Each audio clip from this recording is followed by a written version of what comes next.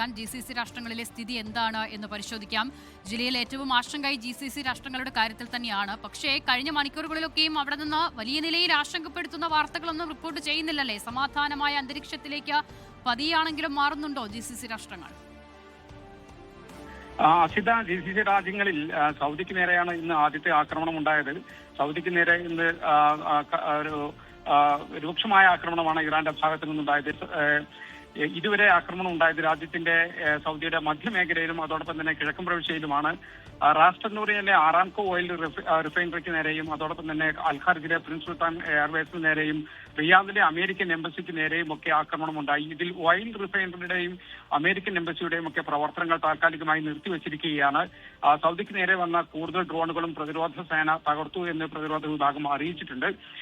എന്നാൽ ഇന്ന് പുറത്തു വന്ന പ്രധാനപ്പെട്ട മറ്റൊരു കാര്യം അൽ അറേബ്യ ചാനൽ പുറത്തുവിട്ട ഒരു റിപ്പോർട്ടാണ്. ഇതിൽ പറയുന്നത് സൗദിക്ക് നേരെ വന്ന ഇറാന്റെ പല ഡ്രോണുകളും വിക്ഷേപിച്ചത് ഇറാഖിൽ നിന്നാണ് എന്നാണ്. ഇറാഖിലെ ഇറാൻ അനുകൂല സായുധ ഗ്രൂപ്പുകൾ വഴിയാകാം ഈ ഓപ്പറേഷൻ നടത്തിയത് എന്നാണ് സംശയിക്കപ്പെടുന്നത്. ഏതായാലും ഏറെ ഗൗരവത്തോടെയാണ് ഈ മേഖല, സൗദിയും അതോടൊപ്പം തന്നെ ഈ മേഖലയും ഇതിനെ കാണുന്നത്. മറ്റൊരു കാര്യം, സൗദി അറേബ്യക്ക് നേരെ ഭീഷണി ഉണ്ടായാൽ കയ്യും കെട്ടി നോക്കി നിൽക്കില്ല എന്ന് പാകിസ്ഥാൻ ഇറാനെ അറിയിച്ചു എന്നതാണ്. സൗദി അറേബ്യയുടെ സുരക്ഷയിൽ വിട്ടുവീഴ്ച ഇല്ല.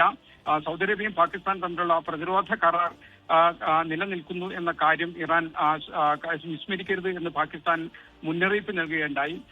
കരാർ പ്രകാരം സൗദിക്ക് നേരെ, അതായത് സൗദിയും പാകിസ്ഥാനും തമ്മിലുള്ള കരാർ പ്രകാരം സൗദിക്ക് നേരെ ആക്രമണം ഉണ്ടായാൽ അത് പാകിസ്ഥാന് നേരെയുള്ള ആക്രമണമായി കണക്കാക്കും.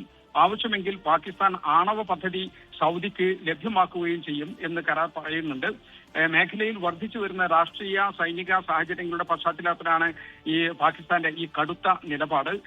സൗദി അറേബ്യയുടെ പരമാധികാരത്തിനോ സുരക്ഷയ്ക്കോ ഭീഷണി ഉണ്ടായാൽ പാകിസ്ഥാൻ സൈനികമായി ഇടപെടും എന്ന കൃത്യമായ ഒരു സൂചനയാണ് ഇതിലൂടെ നൽകുന്നത്. സൗദി അറേബ്യയുടെ എണ്ണ കമ്പനിയായ അരാംകോ എണ്ണ കയറ്റുമതിക്കായി പുതിയ ബദൽ മാർഗങ്ങൾ കണ്ടെത്തുന്നു എന്നതാണ് ഇന്നത്തെ മറ്റൊരു പ്രധാനപ്പെട്ട നീക്കം. ഈസ്റ്റ് വെസ്റ്റ് പൈപ്പ് ലൈൻ ഉപയോഗിച്ച് എണ്ണ പടിഞ്ഞാറൻ തീരത്ത് എത്തിക്കുകയും ചെങ്കടൽ വഴി അന്താരാഷ്ട്ര വിപണിയിൽ എത്തിക്കുകയും ചെയ്യുക എന്നതാണ് ആലോചിക്കുന്നത്. ഇതോടെ ഹോർമുസ് കടലിടുക്കിലെ പ്രശ്നങ്ങൾ ഒഴിവാക്കാനും സാധിക്കും. മറ്റൊരു കാര്യം, ഇൻഡിഗോ യാത്രക്കാരുടെ ഇവിടെ ഉംറ തീർത്ഥാടകരും മറ്റുമൊക്കെ ഇവിടെ നാട്ടിലേക്ക് മടങ്ങാനാകാതെ പ്രയാസപ്പെടുന്നുണ്ട്. ഇവർക്കായി ഇൻഡിഗോ പ്രത്യേക വിമാന സർവീസുകൾ നടത്തുകയാണ് ഇന്നും നാളെയുമായി. അത് ജിദ്ദയിൽ നിന്നും അതോടൊപ്പം തന്നെ മദീനയിൽ നിന്നും സർവീസുകൾ നടത്തുന്നുണ്ട്. ഇതിനു പുറമെ ആകാശ എയറും ഇന്നും നാളെയുമായി ജിദ്ദയിൽ നിന്ന് സർവീസ് നടത്തുന്നുണ്ട്. ഇത് മുംബൈയിലേക്കും ഹൈദരാബാദിലേക്കും അഹമ്മദാബാദിലേക്കുമാണ് ഈ സർവീസുകൾ എന്ന് അറിയിച്ചിട്ടുണ്ട്.